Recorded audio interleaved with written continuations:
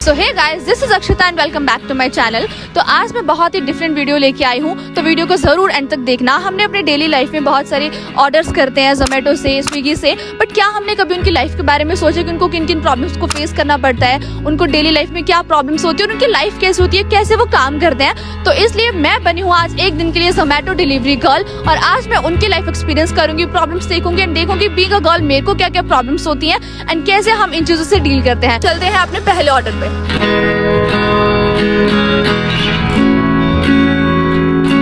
So guys, हमारा पहला order पड़ा है फूड सफारी का, तो चलिए यहाँ से अपना ऑर्डर पिक करते हैं और देते हैं अपने कस्टमर। तो मैं चली गई अपना पहला ऑर्डर लेने के लिए फूड सफारी से, और हमें अपना ऑर्डर डिलीवर करना था लगभग 4 से 5 किलोमीटर की दूरी पे। तो हम फिर अपने बाइक पे चल दिए।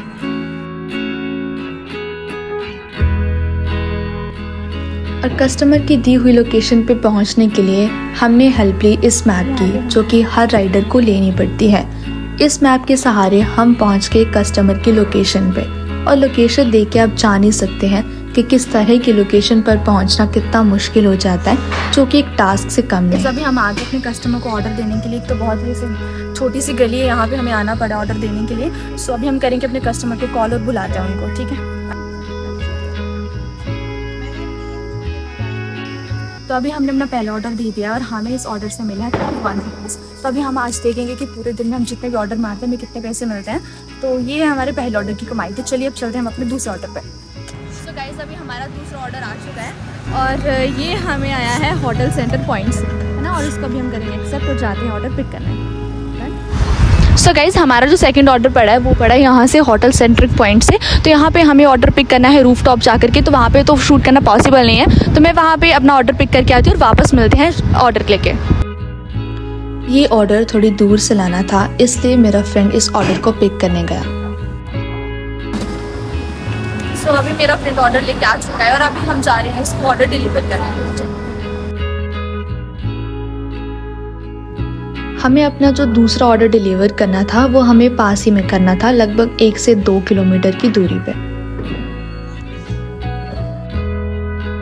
तो गाइस, अभी हम अपना सेकंड ऑर्डर देने के लिए आए थे और जिन पे हमने बात की, कोई लेडी थी जिसने बात की। बट यहाँ पे सबसे बड़ा टास्क यही होता है कि लोग जो लोकेशन डालते हैं वो गलत लोकेशन डाल देते हैं कई बारी। तो उसकी वजह से जो राइडर्स होते हैं उनको बहुत दिक्कत होती है, उनका टाइम वेस्ट हो जाता है। तो अभी हमारा जो सेकंड ऑर्डर है वो एक लेडी ने गलत लोकेशन डाली और उसकी वजह से हमें यहाँ पर लगभग 15 मिनट हो गए उनका वेट करते हुए, पर अभी तक वो आए नहीं। तो अब हम जाएंगे उनकी लोकेशन को ढूंढने के। चलिए, तो अभी हमने अपना सेकंड ऑर्डर डिलीवर कर दिया है और इसमें मैं बहुत खज्जल हूँ। अभी जस्ट मेरा सेकंड ऑर्डर था, बट यहाँ पे किसी बच्चे ने ऑर्डर किया था, उनके पेरेंट्स ने भी नहीं, और उनको एग्जैक्ट लोकेशन भी बताने नहीं आ रही थी। फिर एट देन हम 3-4 बार सेम लोकेशन पे गए हैं, फिर बार बार वो लोकेशन चेंज कर रहे थे, इसकी वजह से हम बहुत खज्जल हुए। और अभी हम उनको ऑर्डर डिलीवर करके आ रहे हैं। अभी हम जा रहे हैं अपना थर्ड ऑर्डर पिक करने। और हमारा जो तीसरा ऑर्डर था वो फिर से हमें उठाना पड़ा फूड सफारी से। और ऑर्डर पिक करने में हमें कोई दिक्कत नहीं हुई, क्योंकि जितने भी हमने ऑर्डर पिक किए वो हमें 5 से 10 मिनट के अंदर ही दे दिए गए। ऑर्डर यहाँ से वहाँ डिलीवर करने में बाइक पे एक ही पोजीशन में बैठे रहने की वजह से अब मुझे बैक पेन स्टार्ट हो गया, जिसकी वजह से काम करने में अब मुझे थोड़ी दिक्कत आने लगी।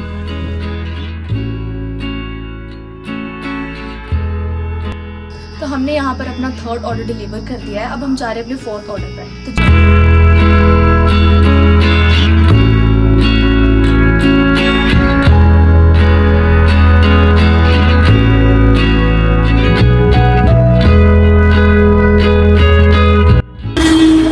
तो गाइस, हमने जो ऑर्डर डिलीवर किया उसके मुझे यहाँ पर पैसे मिले हैं 38 रुपीज़। देखो भाई, इतना खज्जल होने के बाद हमें एक ऑर्डर की मिल रहा है सिर्फ और सिर्फ 38 रुपीज़। तो चलिए अब चलते हैं अपने नेक्स्ट ऑर्डर पे। सो गाइस, अभी हम जा रहे हैं अपना चौथा ऑर्डर लेने के लिए, I mean 5वां, जो कि हमें आ चुका है, यहाँ पे दिख नहीं रहा होगा स्क्रीन पे। तो अभी हम उसी को लेने जा रहे हैं। तो चलिए चलते हैं। तो ऑर्डर रेडी हो चुका है, अभी मैं जा रही हूँ, वहाँ भी हमारा ऑर्डर होगा, तो मैं अभी उसको लेने जा रही हूँ। तो चलो चलते हैं।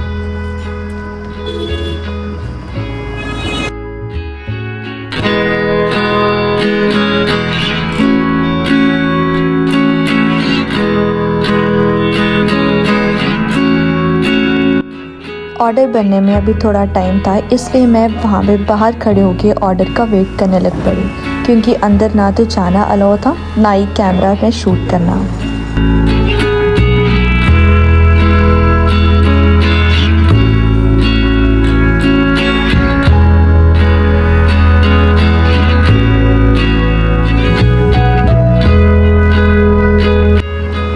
और मुझे सबसे अच्छी चीज़ यही लगी कि किसी भी ऑर्डर को पिक करने के लिए आपको ज़्यादा वेट नहीं करवाया जा रहा था। सिर्फ 5 से 10 मिनट के अंदर ही आपको ऑर्डर मिल जाएगा।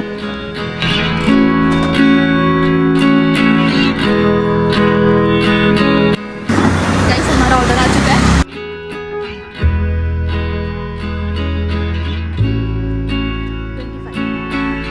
सो गाइस लोगों का पेट भरते भरते तो अब हमें भी भूख लग पड़ी है, तो अब हम जा रहे हैं पराठा खाने, क्योंकि अब बिना पेट भरे तो मुझसे काम होगा नहीं। तो अभी हम खाना खाने जाएंगे, उसके बाद हम देखते हैं कि हम कुछ राइडर से बात करेंगे और बाकी जो भी अपना रहता है मैं आपको बताऊंगी। तो पहले हम जा रहे हैं खाना खाने, तो चलिए।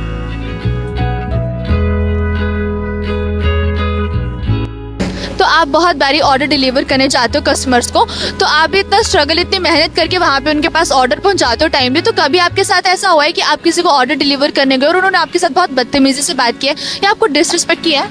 हमको कोई कस्टमर होते हैं ऐसे जो बात नहीं करते, और जैसे 5 मिनट बोलते हैं हम लेट हो जाएंगे, 10 मिनट टाइम हमें हो जाता है। कभी कोई रेस्टोरेंट वाले टाइम लगा देते हैं, और कभी कोई ट्रैफिक इतना हो जाता है, इशू हो जाता है, ट्रैफिक इशू हो जाता है, इसलिए। ओके तो देख सकते हैं आप किस तरह से इनका एक्सपीरियंस है कि बहुत बारी ऐसा होता है कि जितनी मर्जी मेहनत कर ले, अगर कस्टमर को ये ऑर्डर पहुंचाने जा रहे हैं तो कस्टमर इनको फिर भी अच्छे से ट्रीट नहीं करता, जो कि बहुत गलत बात है। तो ये हमारे दूसरे राइडर, तो इनसे हम पूछते हैं कि जिस तरीके से यहाँ पर जोमेटो में, स्विगी में काम करते हैं और जितना हार्ड वर्किंग इनको काम करना पड़ता है, चाहे धूप हो बारिश हो फिर भी ये काम करते हैं, तो इनसे जानते हैं कि क्या ये अपने काम से सेटिस्फाइड है, यानी कि जितना इनको काम करना पड़ता है और जितना इनको ये पे किया जाता है, तो क्या ये उससे खुश है?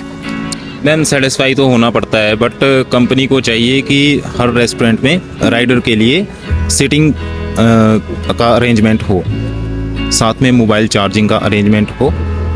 ओके। और जोमेटो में तकरीबन मुझे काफ़ी टाइम हो गया काम करते हुए, तो जोमेटो में वैसे तो अच्छा है, कुछ दिन से अच्छा था पीछे, बट अभी एक्चुअल में जेन्युइन रेट जो चल रहा है उससे सेटिस्फाई नहीं है। तो बीच में स्ट्राइक भी हुआ था, तो कुछ राइडर्स की कंपनी के द्वारा आईडी होल्ड की गई है, तो अभी उसके बारे में कोई अपडेट आया नहीं है कंपनी का, तो अभी देखेंगे। तो ये जो स्ट्राइक हुई है उसके पीछे रीजंस क्या रहे हैं? मैम एक्चुअली क्या है, जो जेन्युइन रेट है प्रोडक्ट का, वो रेट कंपनी गिरा के दे रही है हमें। पहले 10 रुपये किलोमीटर के हिसाब से मिलता था, बाकी इंसेंटिव मिलता था, तो बीच में कुछ राइडर्स की वजह से वो सारा काम ख़राब हो गया। तो अभी कंपनी से हम मांग कर रहे हैं कि इस रेट को सही किया जाए, हमें जो सरकारी रेट है पर किलोमीटर का उसके हिसाब से ऑर्डर दिया जाए। जो भी जोमेटो का जोन है हम वहाँ तक डिलीवर करने के लिए तैयार हैं, हमें कोई इशू नहीं है, चाहे बारिश हो चाहे कुछ भी हो। लेकिन जिस तरह से रेट मिल रहा है उस तरीके से बड़ा मुश्किल है। तो आप यहाँ पे कितने टाइम से काम कर रहे हो? मैम ज़्यादा टाइम तो नहीं हुआ, पुराना तो नहीं बोलेंगे, बट मैंने 2-3 मंथ से काम किया है। तो गर्मियों में तो इसका रेट अच्छा तक चल रहा था, बट अभी कुछ रीजंस की वजह से वो हमें पता नहीं है कंपनी ने रेट क्यों डाउन किया है, लेकिन इसके ऊपर अभी कोई अपडेट नहीं आया है। तो हम कंपनी से यही चाहते हैं कि हमारा रेट बढ़ाया जाए जोमेटो का, और जिन जिन राइडर्स की आईडी होल्ड की गई है उनकी आईडी एक्टिवेट की जाए, ताकि वो अपना सरवाइव कर सकें अच्छे से। और आपको कस्टमर्स वगैरह टिप भी देते हैं? जी मैम, जोमेटो के कस्टमर ज़्यादातर अच्छे होते हैं, टिप वगैरह सब कुछ मिलता है, बट वो हमारे रिस्पॉन्स के ऊपर भी रहता है कि राइडर कैसे ऑर्डर डिलीवर कर रहा है, डैमेज तो नहीं है, उसके हिसाब से। और आपके साथ कभी ऐसा हो कि आपके साथ किसी कस्टमर ने मिसबिहेव किया हो या आपको अच्छे से ट्रीट ना किया हो, कभी हुआ आपके साथ? बीच में हो जाता है मैम, हर कस्टमर एक जैसा नहीं होता है, तो वो बीच में होता रहता है। Okay, thank you. So guys, ये था मेरा आज का experience as a Zomato rider, और मैंने आज ये एक्सपीरियंस किया है तो मुझे समझ आया कि कितना फ्रस्ट्रेटिंग और कितना स्ट्रगल वाला ये काम। हम तो खाली एक ऑर्डर करके उन्हें भेज देते हैं विदाउट ढंग से हम उनको थैंक यू तक नहीं बोलते हैं। बट जब मैंने आज खुद एक्सपीरियंस किया तो मुझे समझ आया कि लोग कितना स्ट्रगल करते हैं। एंड कई बार तो ऐसा होता है कि हाँ ये लोग इतना स्ट्रगल करके, इतने एफर्ट्स करके और इतने फ्रस्ट्रेट होकर के भी हमारे पास टाइम तक ऑर्डर पहुंचाते हैं और हम इतने प्यार से थैंक यू तक नहीं बोलते हैं। एंड इवन आज मैंने तो मतलब मौसम साफ था तब जाके मैंने शूट किया है, बट कई बार ऐसा होता है कि बारिश होती तो भी ये राइडर्स काम करते हैं पूरा दिन और इतनी बारिश में भी इतना स्ट्रगल करके ये काम करते हैं। और कई बार ऐसा होता है कि बहुत से कस्टमर्स ऐसे होते हैं जिनको ढंग से ट्रीट तक नहीं करते हैं, एक थैंक यू तक नहीं बोलते हैं। क्योंकि मैं सेकंड ऑर्डर पे इतना परेशान हो गई थी, क्योंकि जब सेकंड ऑर्डर किया था तो वो किसी बच्चे ने ऑर्डर किया था और उन्होंने गलत एड्रेस दिया था और उसकी वजह से हम 3 से 4 बार उस एड्रेस पे गए और बच्चे को समझाना भी नहीं आ रहा था, तो उसकी वजह से सबसे ज़्यादा टाइम वेस्ट हुआ हमारा, हमारी एनर्जी वेस्ट हुई और साथ में बहुत फ्रस्ट्रेशन भी हुई। और ऐसे मेरे साथ तो सिर्फ मैंने आज पहली बार काम किया तो मेरे साथ हुआ, बट ऐसी चीज़ों से ये जो राइडर्स है वो डेली गुजरते हैं। तो मुझे ऐसा लगता है कि हमें इनकी रिस्पेक्ट करनी चाहिए एंड कभी भी अगर ये हमारा ऑर्डर डिलीवर करने आते हैं तो एटलीस्ट हम इनको प्यार से थैंक यू बोल सकते हैं और कभी पानी के लिए भी पूछ सकते हैं। और मैंने अपने आंखों के साथ खुद देखा है, जब मेरे सामने कोई और वहाँ पर अपना ऑर्डर डिलीवर कर रहा था तो किसी लेडी ने उनके साथ अच्छे से इवन बात तक नहीं की। मेरे साथ तो नहीं हुआ मेरे एक्सपीरियंस के अकॉर्डिंग, बट उनके साथ मेरे सामने की बात है तो उस लेडी ने उसके साथ ढंग से बात तक नहीं की। तो ये बहुत गलत चीज़ें हैं, हमें हर किसी के काम की रिस्पेक्ट करनी चाहिए। मैंने तो आज धूप में सारा काम किया इसलिए मुझे कहीं ना कहीं उतना प्रॉब्लम भी नहीं हुई, बट बहुत बार ऐसा होता है कि इन राइडर्स को बारिश में भी काम करना पड़ता है और टाइम से ऑर्डर डिलीवर करना पड़ता है। और बाई चांस अगर कभी ऑर्डर लेट हो जाए तो लोग इनको ढंग से ट्रीट तक नहीं करते हैं। तो करते हैं इस वीडियो का यहीं पे एंड आई होप आप लोगों को ये समझ आया होगा इस वीडियो के थ्रू कि ये लोग कितना स्ट्रगल करते हैं हमारे एक ऑर्डर के लिए, चाहे बारिश हो धूप हो, बट ये लोग हमें टाइमली डिलीवर करते हैं हमारे ऑर्डर्स को। और हमसे ये इन रिटर्न ज़्यादा कुछ नहीं मांगते हैं, सिर्फ एक प्यार से बात कर लो, ढंग से थैंक यू बोल दो और कभी कभार पानी के लिए पूछ लो यार, तो बहुत है इन लोगों के लिए। तो मिलते हैं नेक्स्ट वीडियो में किसी अच्छे से टॉपिक के साथ। तब तक के लिए इस वीडियो को जरूर शेयर कीजिएगा, जरूर लाइक कीजिएगा। Thank you for watching my video guys, thank you very much.